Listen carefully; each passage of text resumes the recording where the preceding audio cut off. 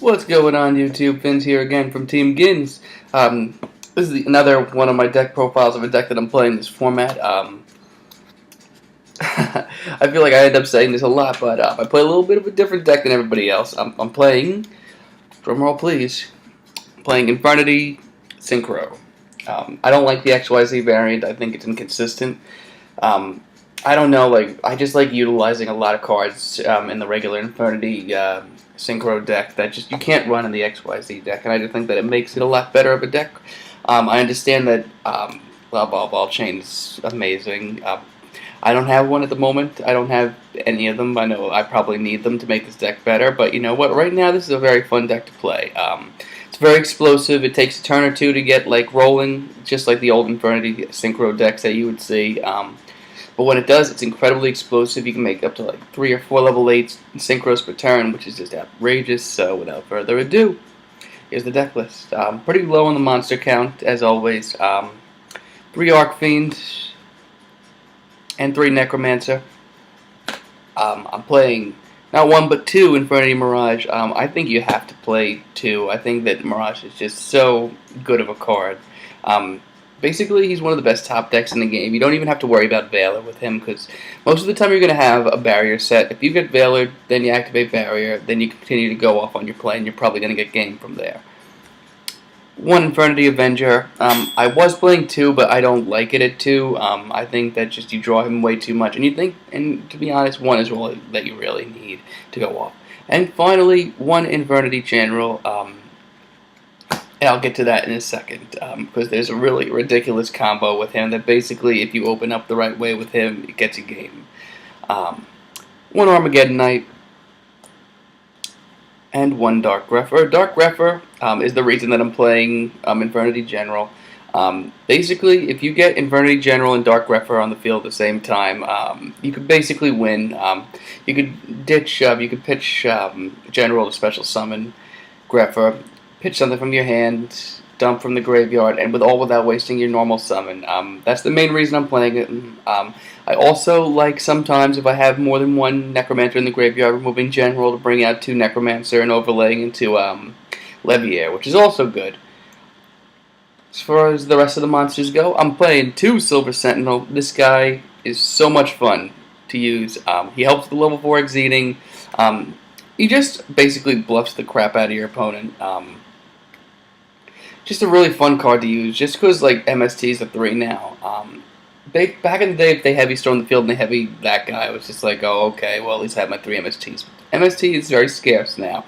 If they hit that, then that's going to be a real big plus for you. It's just a fun card. Sometimes I side it out, sometimes I'm pissed that I have it, but most of the time, it's actually just really fun. And finally, 2 Stygian Street Patrol. Just you gotta run that. For the spells, this is pretty heavy, actually. 1 Launcher, obviously. I am playing 1 Wave Motion Inferno. I think it just helps with your hand. That extra 400-point boost does help sometimes. Not always, but sometimes. I'm playing the 3 Upstart Goblin. Just really helps out a lot. 1 1-for-1. Get out Mirage from the deck. 1 Rhoda to help search for Grepher and Armageddon Knight. Not 1, not 2, but 3 Night Beams. Not 1, not 2, but 3 MSTs. 1 Book of Moon. And 1 Dark Hole. That's it for the spells, and for the traps, it's pretty standard. Triple Barrier. Gotta run 3. 1 Infernity Inferno. A lot of people don't like this card. Sometimes I don't like it. Sometimes I side it out game 2. But the fact of the matter is that it is a really awesome card if you hit it just the right way. It can set up all your plays in 1 simple turn, which is something that this deck kind of has problems with sometimes. It just helps. 2 Infernity Break. Some people run 3. I think 2 is just good enough. Dark Bribe to protect your spell and traps, because some of them are very important. And 1 Starlight Road, just because you're going to be swarming the field a lot. You don't want to get Torrential Tributed, or you don't want to get Dark Hold, and you most definitely don't want to run into Malevolent Catastrophe. That's it for the main deck. The extra deck is, for the most part, standard.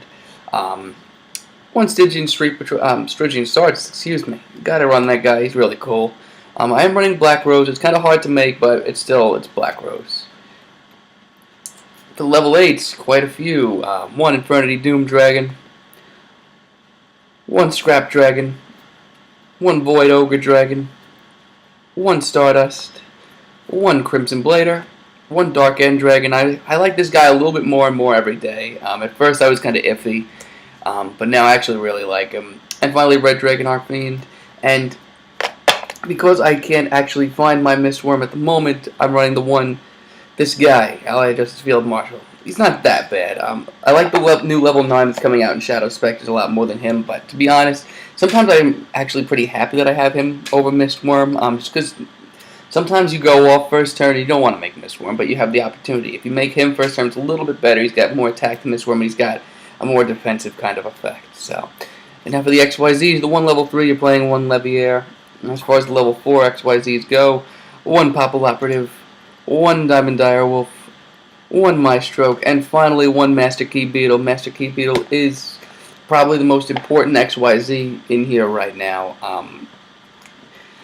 You have a lot of back row that you want to protect. You can protect your launcher, you can protect your barrier, you can protect a lot of really things that you really need. Your Necromancer, and it's so good. That's the deck overall, guys. Let me know what you guys think. Leave a comment down below, and take it easy.